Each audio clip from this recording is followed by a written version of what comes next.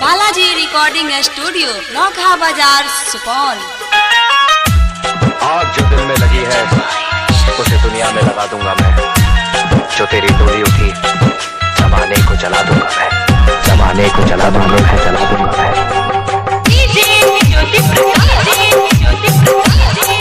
Balaji recording studio नौखा बाजार सुपौल।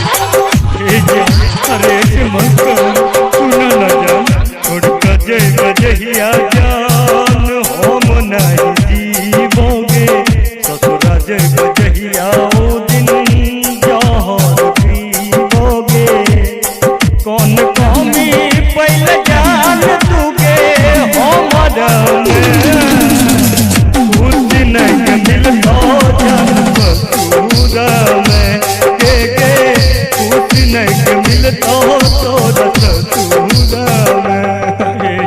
धोखा दिया है तुमने मुझे, तुमने मुझे धोखा दिया है तुमने मुझे, तुमने मुझे। तुम्हें कभी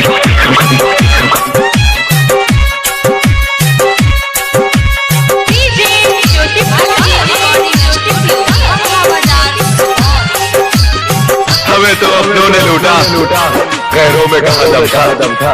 तेरी किश्ती थी डूबी वहाँ पानी हमरा खातिर जान तुगे लहर जाई। कोना कोइल जान हम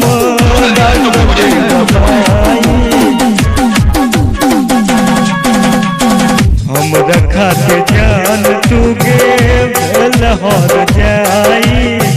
किया कोइल हमरा संगे तुगे बेवफाई। लोग पहुँचे न जान अपना खुश नहीं मिलता तोर ससुरा में के खुश नहीं मिलता जान ससुरा में। एक पल में जो आकर गुजर जाता है ये हवा का वो झोंका है और कुछ नहीं। प्यार कहती है ये सारी दुनिया जिसे एक रंगीन धोखा है और कुछ नहीं।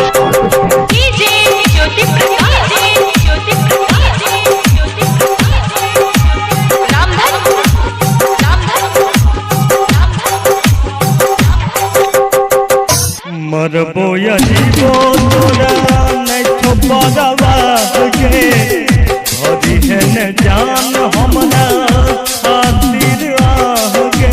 हमने तो अपनी जान रख दी थी तुम्हारी हथेली पर और तुमने इसे मैली से बदल दिया। मरबो न जीवो तोरा नहीं छोपरवा के घरी है न जान हमरा खातिर तू आगे।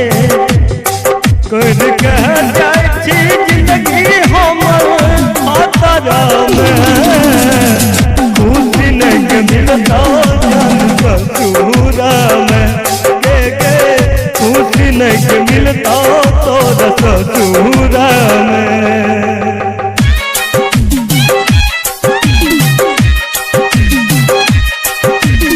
बालाजी रिकॉर्डिंग स्टूडियो नौखा बाजार सुपौल।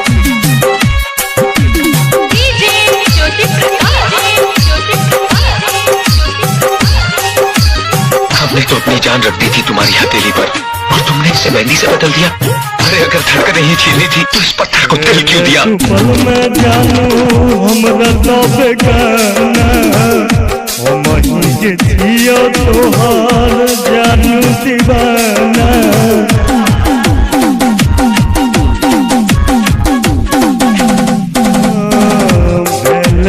पल में जानू हमरा तो बेगाना हम ही जियो जानू तोहार दीवाना।